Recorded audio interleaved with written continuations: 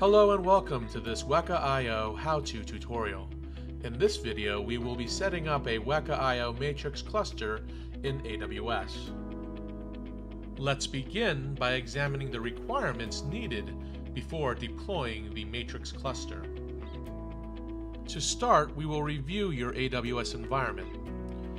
First, we will examine your EC2 instance limits to ensure you can deploy enough instances to support a dedicated matrix storage cluster.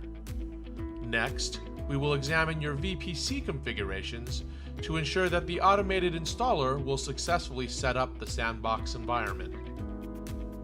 Upon logging into your AWS Management Console, verify that you are in the availability region you want to deploy the matrix cluster to. Next, access the EC2 Service Console and select the Limits option from the menu on the far left. By default, the Matrix Cloud installer will use the i3 instance types to build the dedicated storage backend.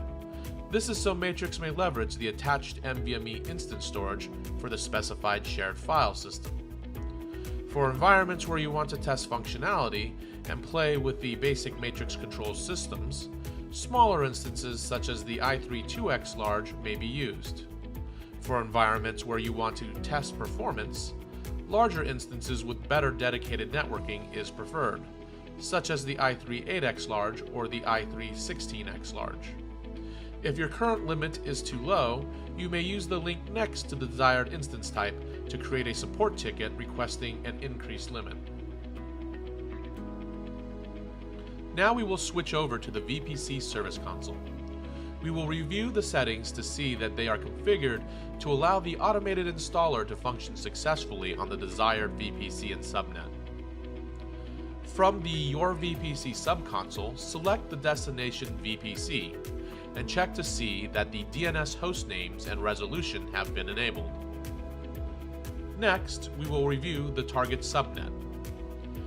From the subnet's subconsole, select the destination subnet and verify that the auto-assign public IPv4 address option has been enabled.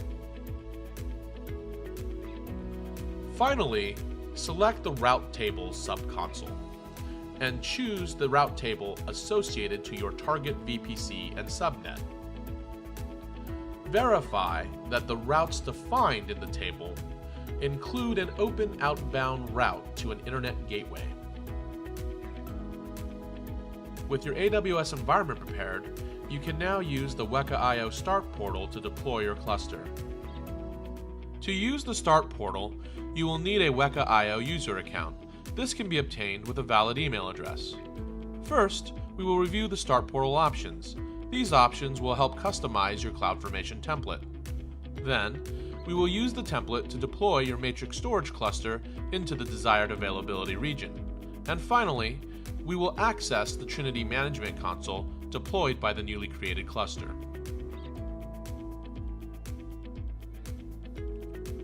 To access the Start portal, open a browser and point it to start.weka.io. Once the portal is open, please be sure to log in using the link at the top of the page. Now, let's review the basic options available to you for customizing the CloudFormation template. Start with the Requirements panel on the left side of the page. The first category of options deal with the minimum capacity of the file system that the cluster can create.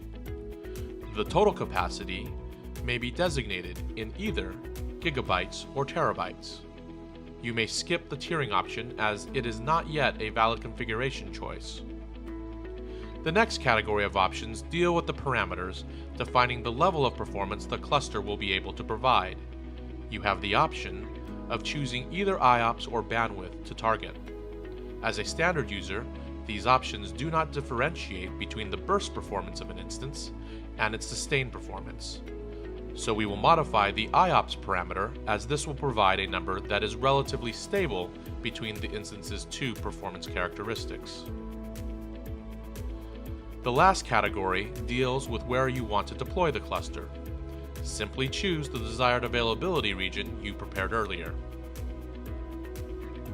With the basic options chosen, all that is left is to decide which instance type to use in deploying the matrix storage cluster. Don't forget to examine the cluster size of your choice to ensure it is within your EC2 instance limit. Also note the estimated cost that will be incurred to your AWS account for this deployment. Once you decide, click the Deploy to AWS button. Clicking the button will launch the final options you must select before launching the CloudFormation template.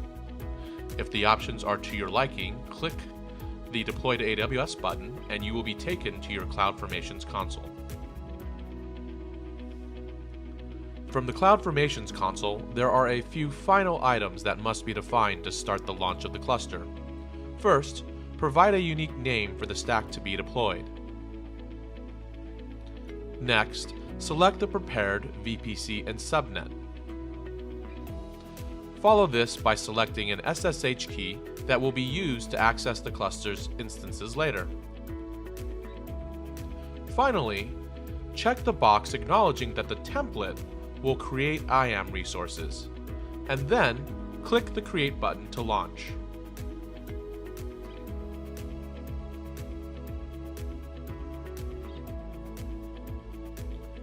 The cluster may take anywhere from 5 to 10 minutes to deploy, depending on the number of back-end instances used. For very large clusters, it may take even longer.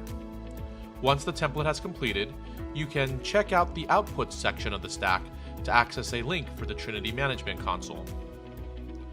Once loaded, simply use the username and password admin to log in into the newly deployed matrix storage cluster.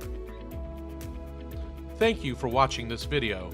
Please join us next time for the next WekaIO how-to tutorial.